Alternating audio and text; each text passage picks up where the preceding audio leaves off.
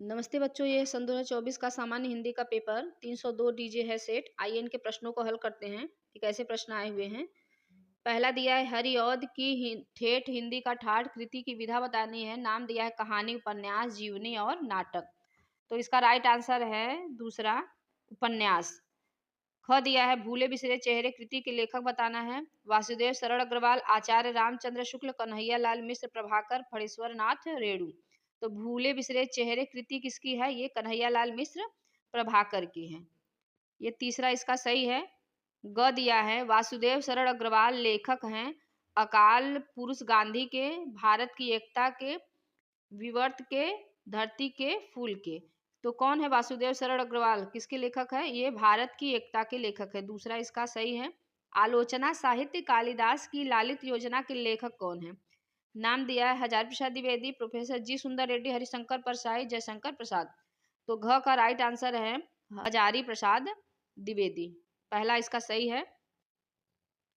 दिया है अंग इंद्रजाल कहानी लेखक के संग्रह बताना है। जयशंकर प्रसाद, विश्वंभर नाथ शर्मा कौशिक, सुदर्शन प्रेमचंद। तो इंद्रजाल किसकी है? इंद्रजाल जयशंकर प्रसाद जी की है। आगे दिया है दूसरा, सुमित्रा नंदन पंत का काव्य संग्रह बताना है। पांच जन्य, हिम किरीटनी, रश्मि, वीणा। तो सुमित्रा नंदन पंत का काव्य संग्रह है वीणा। चौथा इसका सही है। ख दिया है प्रगतिवाद युग के कवि हैं महादेवी वर्मा, नागार्जुन, मैथिली शरण गुप्त, भारतेंदु हरिश्चंद्र। तो प्रगतिवाद के कौन है? नागार्जुन। सेकंड वाला सही है। फिर दिया है प्रयोगवादी कवि नहीं है। प्रभाकर माचवे, मुक्तिबोध, शिवमंगल सिंह सुमन, अज्ञेय। तो प्रयोगवाद के कौन नहीं है? शिवमंगल सिंह सुमन। ये प्रगतिवाद के हैं। आगे दिया है घ मैथिली शरण गुप्त की रचना बतानी है। भारत भारती, चित्राधार, अनामिका, स्वर्णधूलि। तो इसका राइट आंसर है मैथिली शरण गुप्त की रचना कौन सी है? ये है भारत भारती। पहला इसका सही है। अंग दिया है महावृक्ष के नीचे काव्य कृति किसकी है? नाम दिया है धर्मवीर भारती, गिरिजा कुमार माथुर, सच्चिदानंद हीरानंद वात्स्यायन, नरेंद्र शर्मा। तो इसका अंग का सही है अज्ञेय, सच्चिदानंद हीरानंद वात्स्यायन अज्ञेय जी। तीसरा दिया है दिए गए गद्यांश पर आधारित निम्नलिखित प्रश्नों के उत्तर दीजिए। यह अनुभव कितना चमत्कारी है कि यहाँ जो जितनी अधिक बूढ़ी है वह उतनी ही उत्फुल्ल मुस्कानमयी है। ये है रॉबर्ट नर्सिंग होम पाठ है और कन्हैयालाल मिश्र प्रभाकर हैं इसके लेखक। तो संदर्भ तो आप जानते ही कैसे लिखा जाएगा कि प्रस्तुत गद्यांश हमारी पाठ्य पुस्तक हिंदी गद्य खंड के रॉबर्ट नर्सिंग होम नामक पाठ से उद्धृत है और कन्हैयालाल मिश्र प्रभाकर इसके लेखक हैं। फिर आगे क्या है? भाषा स्वयं संस्कृति का एक अटूट अंग है। संस्कृति परंपरा से निःसृत होने पर भी परिवर्तनशील और गतिशील है। ये है भाषा और आधुनिकता पाठ। जी सुंदर रेड्डी इसके लेखक हैं। फिर आगे क्या दिया है? चौथा वाला कि दिए गए पद्यांश पर आधारित निम्नलिखित प्रश्नों के उत्तर दीजिए। निरख सखी ये खंजन आए, फेरे उन मेरे रंजन ने नैन इधर मन भाई। ये कौन सा पाठ है? ये मैथिली शरण गुप्त का गीत है और इसमें संदर्भ इसमें पूछा है कि लिखने के लिए प्रस्तुत उपयुक्त पद्यांश का संदर्भ लिखिए।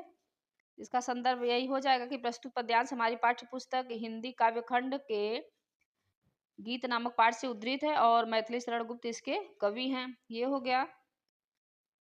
जैसे इसमें पूछा है कि कवि ने पद्यांश में किस ऋतु का वर्णन किया है? यहाँ पे बसंत ऋतु का वर्णन किया गया है। फिर नयन और कमल का दो दो पर्यायवाची लिखा। नयन का क्या हो जाए? नेत्र है, चक्षु है, अच्छी होता है, और कमल का क्या है? जलज है, पंकज है, ये पर्यायवाची इसका है। और फिर क्या है? कारा थी संस्कृति विगत भित्ति, बहुधर्म जाति गति, रूप नाम बंदी जग जीवन भू विभक्त। ये कौन सा है? ये बापू के प्रति है और सुमित्रा नंदन पंत जी इसके कवि हैं। और फिर क्या है?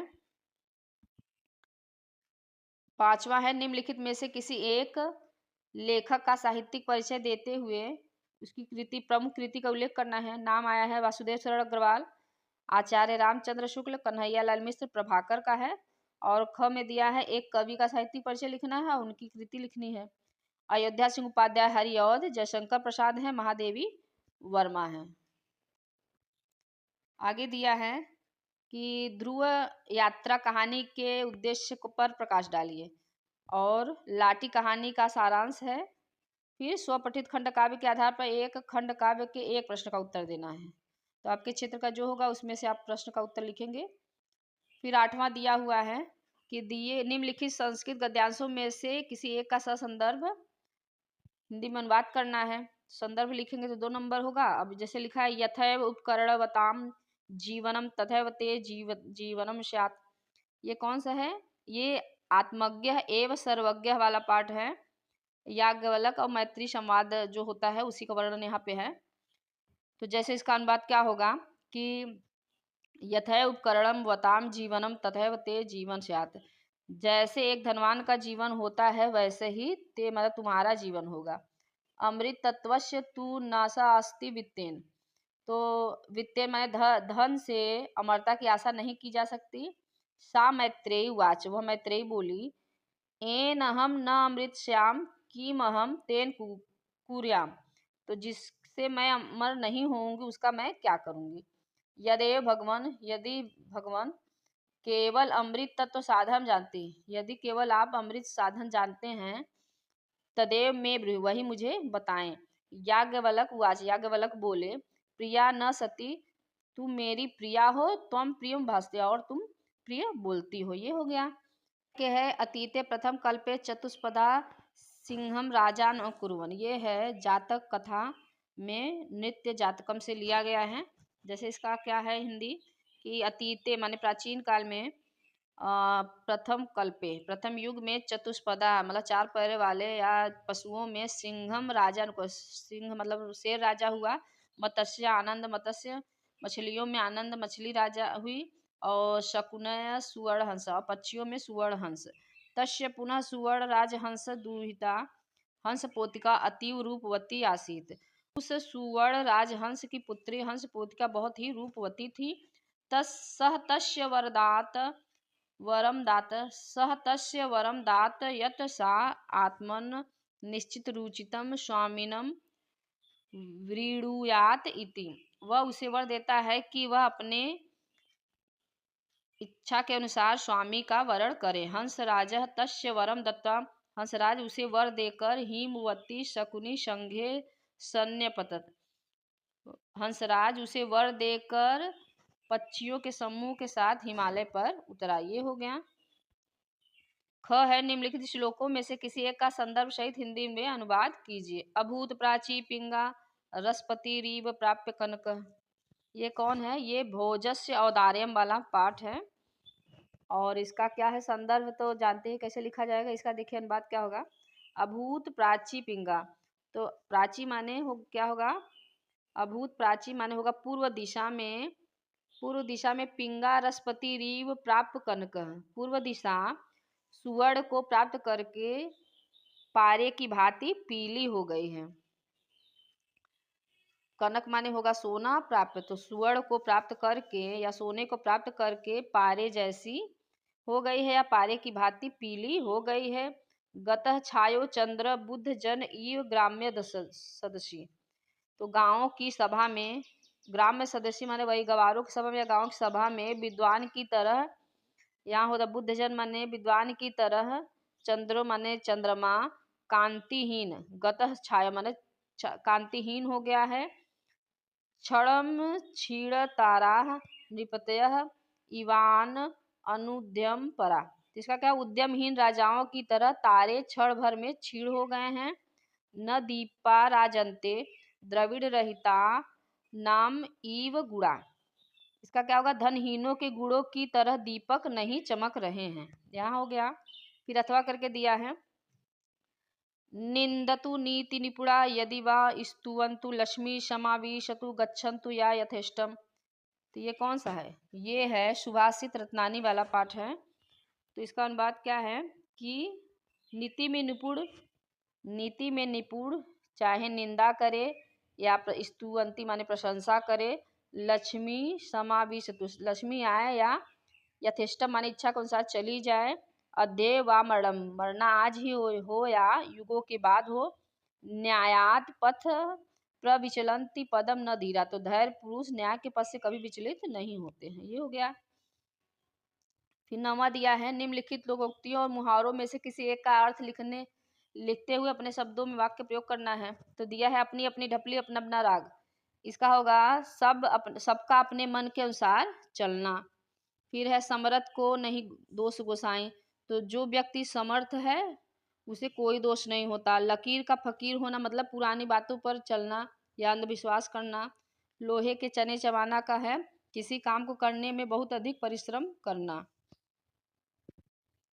10वां है अपठित गद्यांश पर आधारित प्रश्नों के उत्तर दीजिए। इसको अपने से पढ़ के करना है।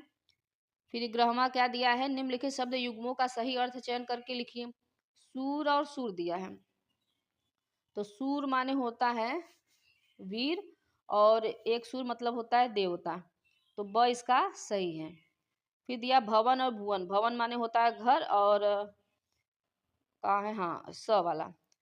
भवन माने घर होता है और भुवन माने संसार होता है स। फिर दिया है ख निम्नलिखित शब्दों में से किसी एक शब्द के दो अर्थ लिखने से। विधि माने क्या होता है? विधि माने होता है ब्रह्मा। विधि माने कानून भी होता है। और वारिद माने क्या होता है? बादल होता है पानी देने वाला। फिर द्विज माने ब्राह्मण होता है। द्विज माने पक्षी भी होता है। सुरभि माने क्या होता है? सुरभि माने सुंदर होता है गाय होता है। ग दिया है निम्नलिखित वाक्यांशों के लिए एक सही शब्द का चयन करके लिखिए जिसके समान कोई दूसरा न हो। क्या होगा? इसका अद्वितीय होगा। जो सब कुछ जानता हो उसे सर्वज्ञ कहते हैं। जो बहुत कम जानता है अल्पज्ञ कहते हैं। तो अंग घ दिया है निम्नलिखित में से किन्हीं दो वाक्यों को शुद्ध करके लिखना है। दिया है आज मेरा बड़ा भाई आ गया। तो इसका क्या होगा? आज मेरे बड़े भाई आ गए। राधा ने पत्र पढ़ी। इसका होगा राधा ने पत्र पढ़ा। मेरे को फल ले आओ। इसका होगा मेरे लिए फल ले आओ।